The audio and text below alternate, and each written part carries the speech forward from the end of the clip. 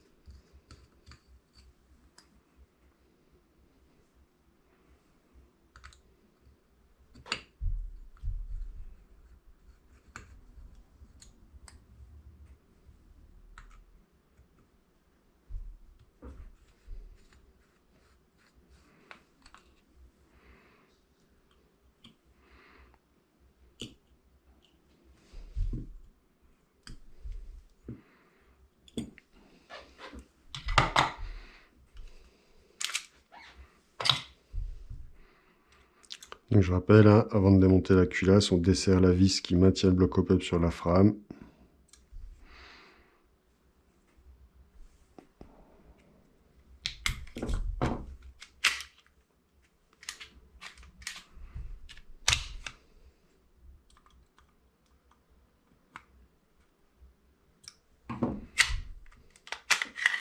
Voilà.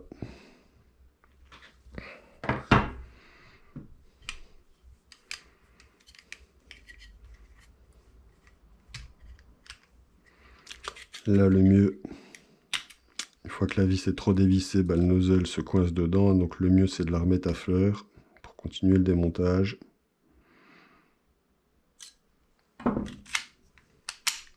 Voilà, là, j'ai plus de jour. Donc la vis est bien remise. Hein.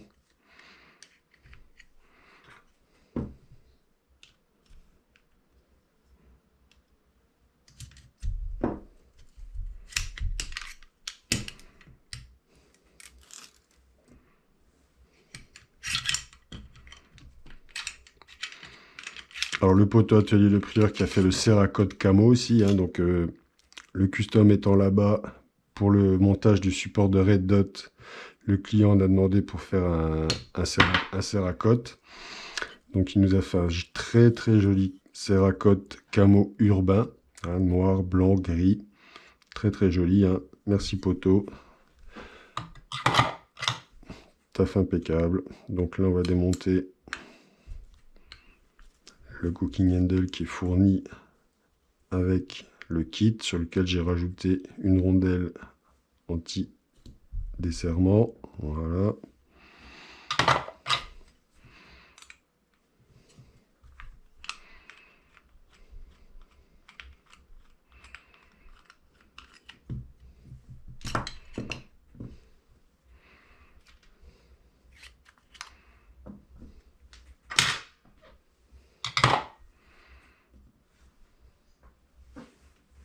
Voilà, la culasse est démontée. On va attaquer la frame.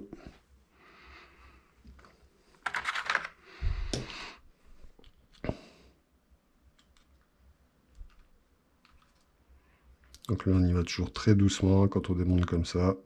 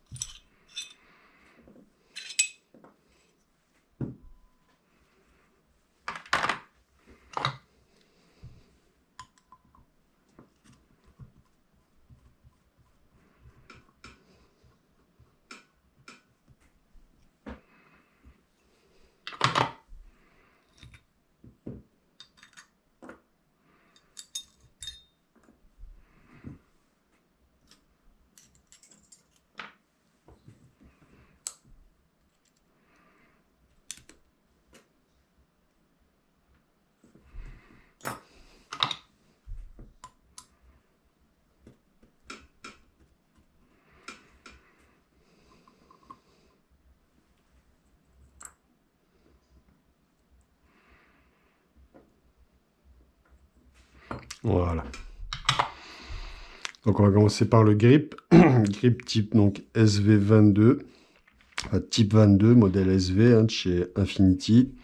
Avec ici normalement des petits autocollants siglés SV qui se collent. Et là Martin a voulu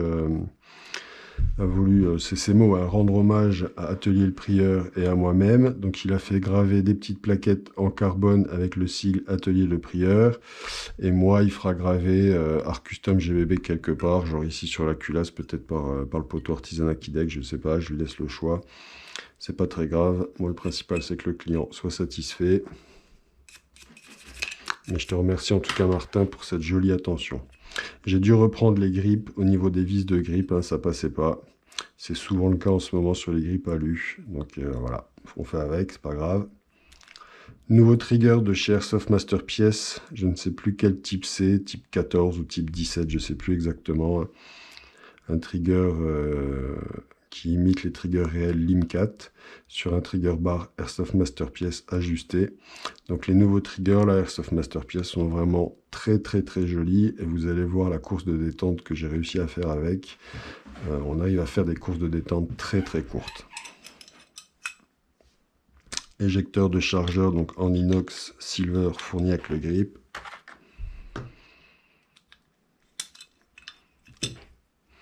Et la petite rallonge de l'éjecteur de chargeur caractéristique des grips Infinity.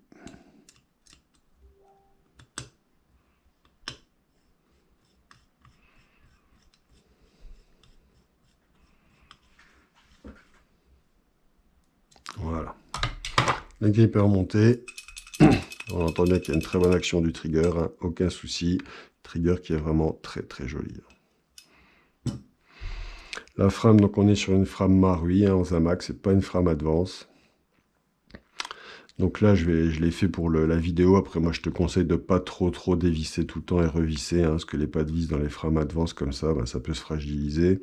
Dans les frames Marui, ça peut se fragiliser. Et puis bon, la frame, hein, une fois qu'elle est réglée ici, vous n'avez plus à la démonter. Il n'y a pas un gros entretien à faire dans la frame à votre niveau. Hein. Honnêtement, je l'ai déjà dit sur plusieurs de mes vidéos. Hein.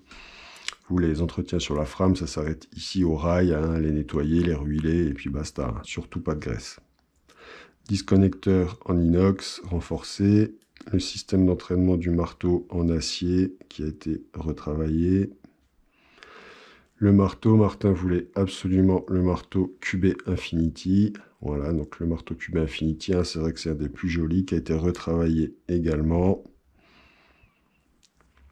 La portière de la frame, le ressort du verrou de percuteur qui est renforcé, le verrou de percuteur qui est renforcé également en inox. Cette pièce-là, d'habitude, enfin à une époque, je l'ai changée systématiquement parce que ça casse ici, hein, le chargeur il vient taper ici quand on l'engage et à force ça se fissure et ça casse. Donc je l'ai remplacé par des pièces coco, sauf qu'actuellement on n'en trouve plus. Donc si un jour ça casse, tu t'inquiètes pas, on en trouvera une, on se démerdera. Mais là pour le moment, on n'a pas trop le choix, quoi. Donc en fait, tant que vous n'engagez pas les chargeurs comme des bourrins, en claquant, en mettant une claque au cul du chargeur pour qu'il s'engage bien, hein, comme dans les films, normalement elle ne casse pas la pièce, hein.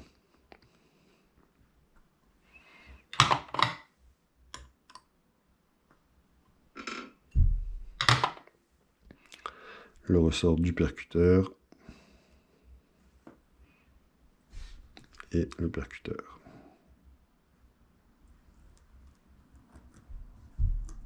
Voilà, c'est déjà assez lubrifié à l'intérieur, je ne vais pas en remettre.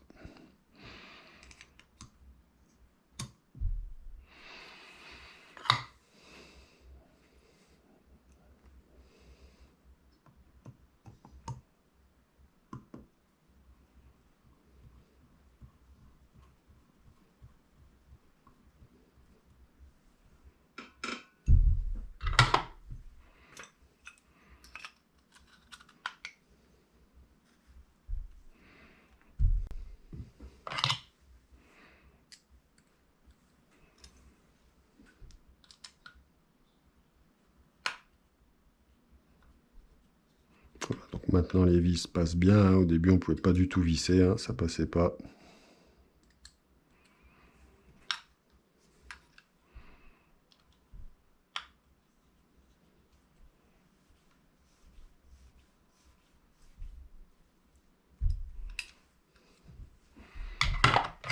La vis de l'arcade de Pontet.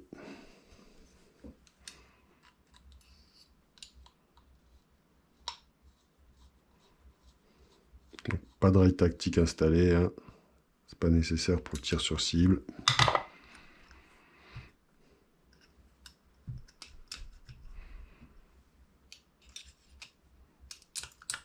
Voilà. Le Sear Spring, on est sur du Dr Black, que j'ai également un petit peu retravaillé.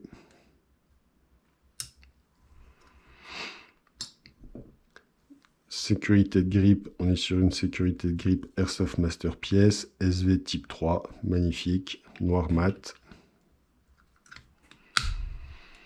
Hammer housing fourni avec le grip alu, hein, qui permet de neutraliser la sécurité de grip, donc elle sera plus fonctionnelle. Avec le ressort à l'intérieur ajusté. Et le magwell, siglé Infinity, très joli magwell, hein, qui ressemble un petit peu au Hug, hein, les magwell Hug Infinity qu'ils avaient fait à une époque.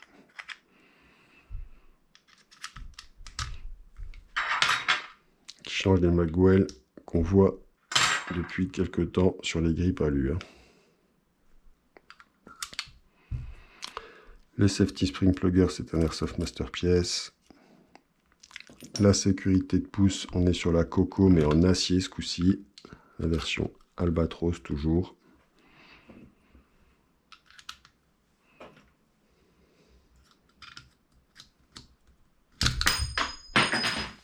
Pardon.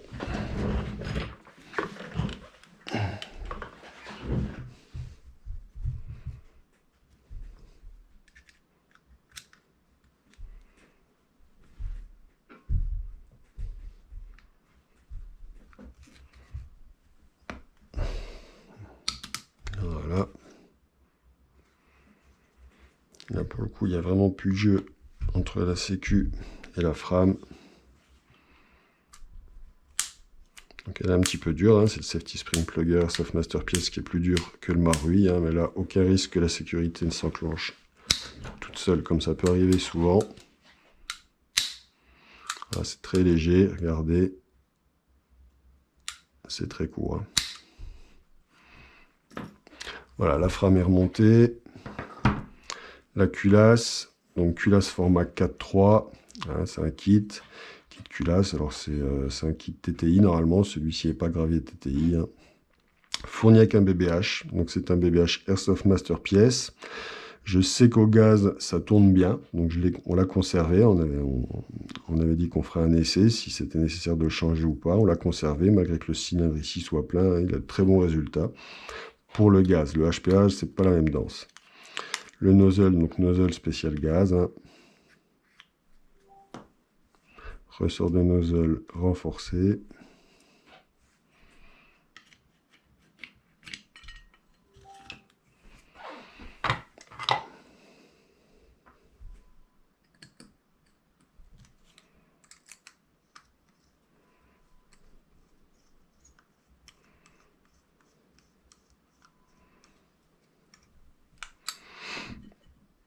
Le levier d'armée. Donc je le mets de ce côté, mais si tu veux, tu pourras le changer et le mettre de l'autre côté. Hein. Je t'ai pas demandé quel côté il fallait le mettre.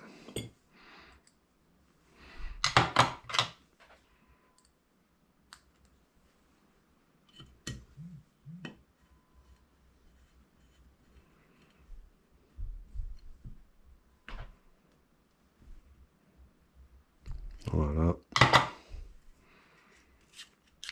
Le nozzle a une bonne action, hein, largement suffisante. Très bonne étanchéité, pas de souci. Le canon, on est sur un canon de 138 mm. Alors c'est une version Poséidon. Je sais que c'est un gros diamètre, certains vont le dire, c'est du 6,03 je crois, mais c'est très très efficace, tu verras. J'en ai un moi-même sur un de mes custom perso, et c'est très très efficace, c'est hyper précis. Franchement, tu auras juste à régler ton hop-up. Donc à la base, il avait envoyé chez Atelier le Prieur, parce que quand il avait reçu le kit, le compensateur était complètement bloqué. Donc le poteau Atelier le Prieur a réussi à débloquer le compensateur, à lui refixer, hein, pas de souci. Et c'est là qu'il en a profité pour faire le camo, la fixation du support de Red Dot. Et voilà le résultat, magnifique. Donc canon externe en acier, marquage 38 super, compensateur, canon interne donc de 138 mm. Là, on est sur 5 buffers JLP. Ici, je t'ai mis du frein filet, hein, parce que sur une culasse 4.3, pas besoin de démonter la tige guide en deux parties. Hein, ça passe. Ressort de culasse renforcé quand même, évidemment. Voilà. On va mettre un petit peu d'huile sur la bête.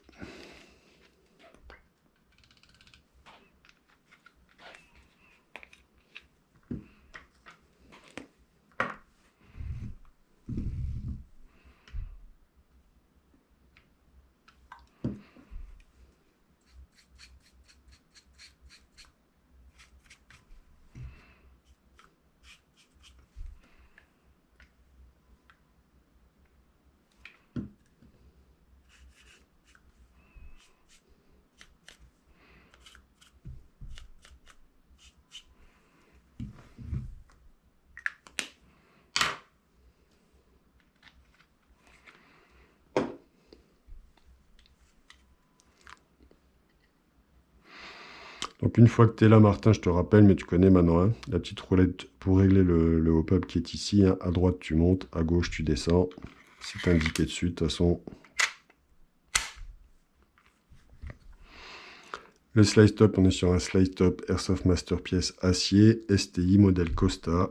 Très très joli, pour moi c'est le plus joli. Une fois qu'on est là, on vient resserrer le bloc hop-up sur la frame.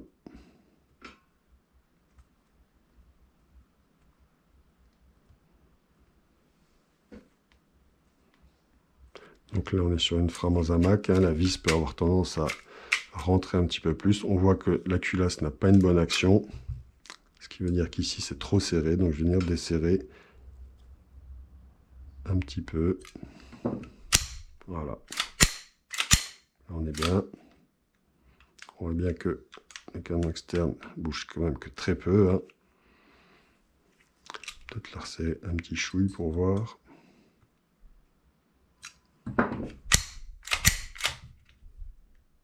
Voilà. On va lui remettre le support de Red Dot.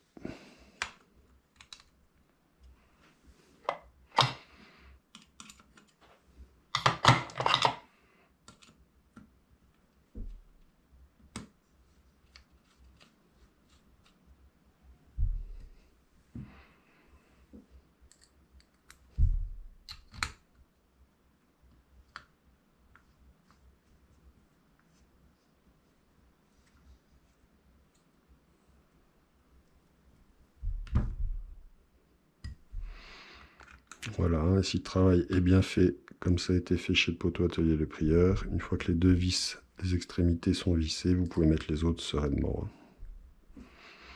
Rassurez-vous toujours d'être bien droit quand même, hein, pas partir de travers.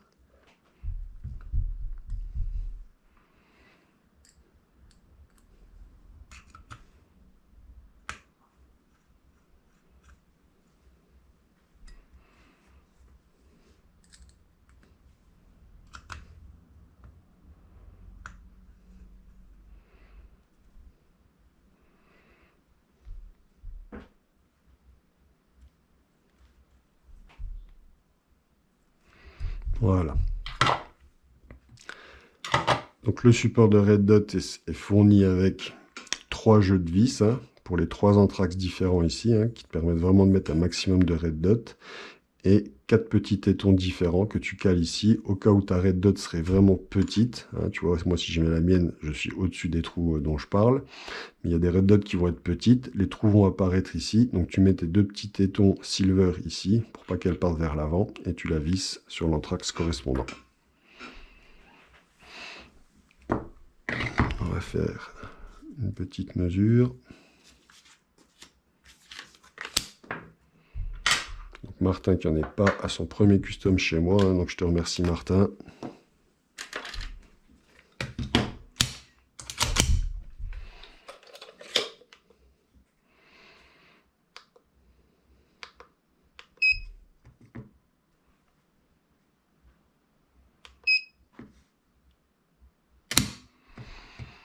Voilà, là on est sur 24 grammes.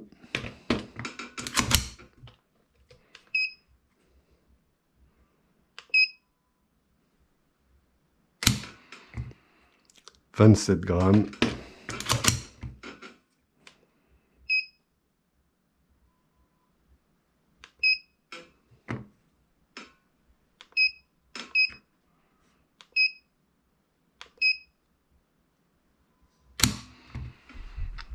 40 grammes. Voilà, je me suis un petit peu attardé sur le dernier coup.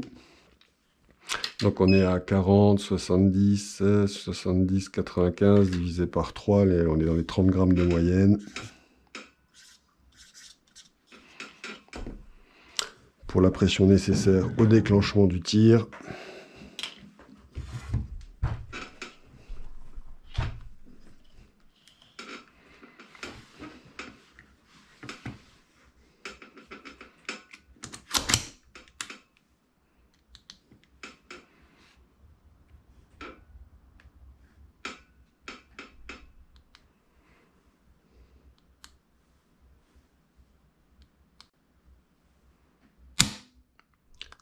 On est sur une course de 1,3 mm. Bon, si je peux pas la raccourcir un petit peu ou pas.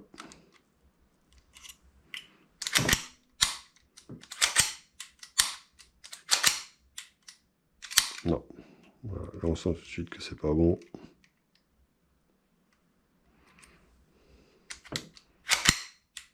Voilà. Donc 1,3 mm, on est bien.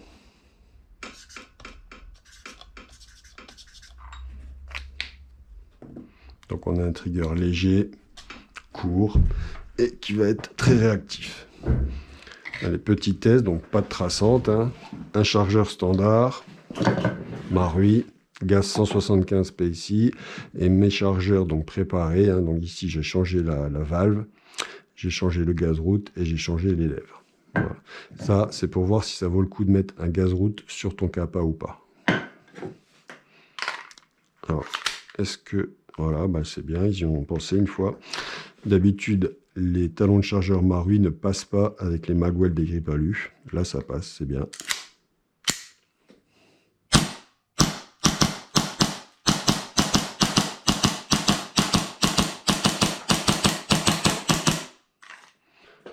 Voilà, donc c'est très réactif, hein.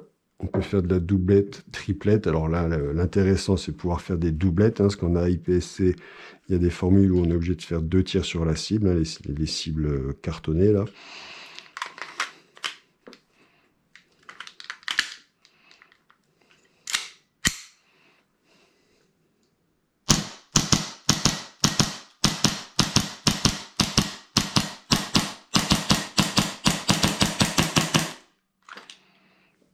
Voilà, donc aucun problème.